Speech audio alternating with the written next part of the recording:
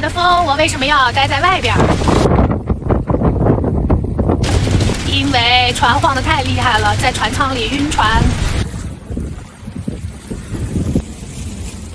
外边有2个好处，第一可以缓解一下晕船的感觉，第二呢就可以顺便看一下这个船。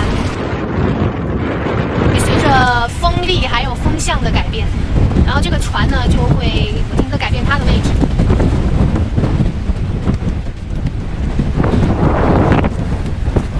所以就需要看一下，因为这个锚地特别的小，周围全都是岩石，然后后边就是海岸，离得非常近。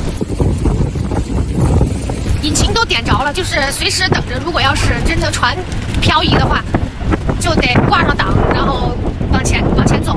这旁边就是码头，如果实在不行的话呢，还可以选择进港。但说实话，在现在这样的天气条件下，进港麻烦更多，危险更大。我并不是第一次遇到这种强风，我在锚地遇到的最大风力曾经达到30节左右。风有多大呢？就是把我这个加绒的运动裤能够吹出雪纺的质感。大风并不可怕，可怕的是你的锚不能 hold 住你的船。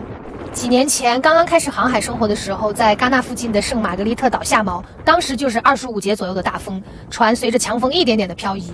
后来无奈之下只能顶着风起锚离开。从那以后，只要在锚地遇到这种强风，我都会格外的留意。下锚也是有讲究的，首先呢，你需要一只靠谱的锚以及合适的锚链。当初在给这艘啾啾号选锚的时候，我是着实做了功课的。几番比较之后，最终选定了这只锚。经过这1年多的航行经验证明，我这锚还是非常靠谱的。其次就是你下的锚链要足够多，通常锚链的长度应该是水深的3到4倍，比如说水深5米，那锚链最好下15到20米，以此类推。不过锚链越长，船的活动半径就越大。假如周围还有其他船只的话，你就要考虑这个空间是不是足够宽广，不然你的船可能不会漂移，但是会碰到别人的船。拉斯尼尔维斯锚地不大，幸好那2天也只有啾啾号在那里，不用担心撞到别人，只要别触礁就行。每次大风起隙的时候，总能看到海鸥在风中飞翔。这只海鸥它用了将近半分钟的时间逆风飞行，然后用2秒钟起势，接着10秒钟顺风急速滑行回到起点，就这样重复再重复，训练自己在强风中的飞行记忆。这个时候我就会想起高尔基的海燕，我常常看着它们出神。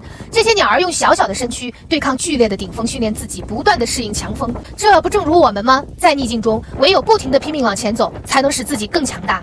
我猜逆风飞翔后感受到的顺风滑行应该很快乐。风不停地吹，啾啾号随着风浪上下颠簸，左右摇摆。风中起舞的啾啾号用2天的摆动，在停泊监测地图上画了2朵大红花。2月21日傍晚，风似乎开始渐渐变弱，这2天的大风考验结束了，又该出发了。下一站特内里夫岛，明天将发生什么故事呢？嗨，我是 Cody， 明天见。